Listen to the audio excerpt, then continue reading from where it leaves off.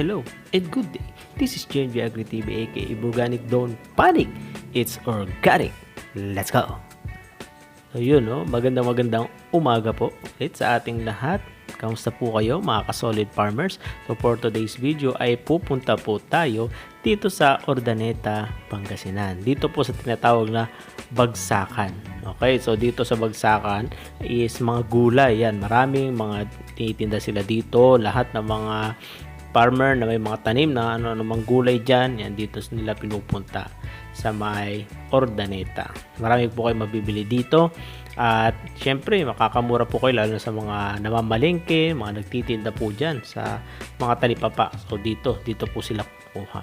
So for today's video po ay pupuntahan po natin ang mga farmer po na nakagamit po ng Abundant Harvest, kasi po meron tayo ditong mga financer na sila po yung bumili sa atin ng fertilizer para gamitin po nila. So ngayon maglalakad na po ako papunta po doon sa loob, ayan, para makita po natin ang kanilang mga tindang mga halaman. So fresh na fresh po yan. Ang recommendation po nila mga madaling araw po kayo, no, para makakuha po kayo ng magandang quality na gulay. So yun, kung napapansin nyo po, mga balot-balot, maramihan po talaga yung grabe. Napakamura po talaga ng mga gulay dito. Pero mas the best sana pag nagamitan to lahat ng Abundant Harvest o kaya gumamit sila ng natural para pwede po nila pangkain. Hindi yung lumaki po sa mga chemical.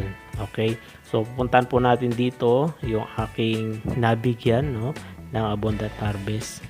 Yan, dito banda yan sila. Yan, kung napapansin natin, ito yung mga tinitinda po nila, no? Kamatis, talong, ayan, yun po karamihan, upo, yan, mga sari-saring gulay na makikita nyo dito sa Urdaneta, sa Bagsakan. At ito nga po pala ang nabigyan natin ng fertilizer, no? Yan, si Ma'am. And busy siya dito eh.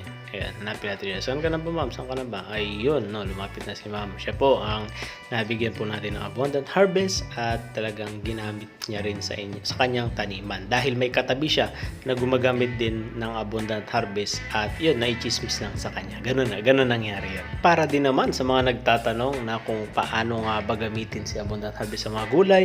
So 100 ml po ang mixing sa isang 16 liters na knapsack sprayer, and then ang interval po niya is 7 days. Mas maganda po na 7 days ang interval niya hanggang sa maani po, kasi ano naman siya, natural po siya at wala po siyang halong chemical, kaya makakatipid po kayo. Yan, nakapagkwentuhan na po ako kila sir.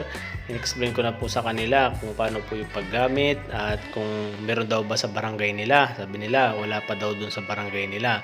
And then ayan, bumili na siya at nakapagkwentuhan kami na kung ano yung mga gulay niya na gusto niyang applyan at gusto niyang makatipid sa abono. So makakatipid din po kayo dito sa abono pag ginamitan nyo ng Abundant Harvest. Kaya ano pa hinihintay nyo? Bumili na kayo ng Abundant Harvest. Pero may dagdag na rin po natin. Pag nakabili po kayo ng Abundant Harvest, pag gagamitin nyo na po siya, i-shake nyo po siya ng maigi, no? Bago nyo siya gamitin, no? Huwag nyo po siyang i-shake na hindi nyo po siya gagamitin kasi lolobo po siya. Lolobo at baka sumabog po sa ating mga pagmumuka, no? And yung tubig rin po na gagamitin natin, no? Dapat hindi po chlorine, dapat po ay deep well o kaya nasa poso, yung walang halong chlorine. And then yung gagamitin rin po natin na knapsack sprayer, dapat po hugasan po natin siya ng may sabon o kaya kumukulong tubig kung pinagamitan po natin siya ng chemical, para hindi po mamatay ang ating mga good bacteria na marami po dito sa Abundant Harvest. So yun po yung pinagmamalaki natin sa Abundant Harvest, is yung good bacteria po niya. Talagang napakatindi po talaga, no? And sa lahat po yan, sa mga gulay, sa prutas, and then sa bulaklak, yan 100 ml po ang ating mixing dito. At pinaka the best na timing sa pag-i-spray 5 to 9 ng umaga, at saka sa hapon 4 to 6. Pero mas recommendation po namin na hapon po kayo mag-spray para diretsong malamig na. Let's go! Pupunta muna tayo sa isang farmer na rinekomenda rin sa akin, no, para ma-explain sa kanya ang paggamit ng Abundant Harvest at para magamit niya sa napakalawak niyang ampalayahan. Yan, napakalawak ampalaya. So yun, medyo rough road lang dito sa kanila, no. Okay naman, o kayang-kaya naman yan ng ating motorcycle, no. Kayang-kaya naman yan. At let's go.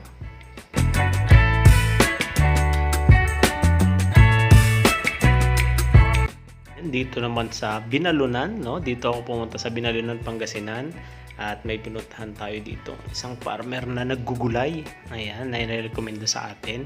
Grabe yung mga patubig nila dito, malakas-lakas din, no? Kahit wala pa masyadong ulan, malakas ang patubig nila. So yan, dito tayo sa barangay Lebeg. Ayan, barangay Lebeg. Ayan ba yan? Ganun ba yan? Ayan, dire-diretso lang tayo at tayo malapit na sa ating pupuntahan. Let's go! Ayan, malapit na po tayo dito sa ating pupuntahan. And then, dito po yan sa Binalonan, Pangasinan. At napapansin po natin, ang dami po nilang mga tanim. At andito na po tayo sa Ampalaya. So, 7,000 square meter po yan, no? Almost 1 hectare ang kanilang ampalayahan. Ang tanim nila F1 and then native. So, yun. At abangan po natin na susunod na kanilang testimony dito sa Abundant Harvest, no? So, yun lang po at maraming po salamat. Please like, comment, and subscribe to our YouTube channel and please click the notification bell, no? Para lagi po updated sa lahat ng video po natin. Let's go! And God bless po sa ating lahat.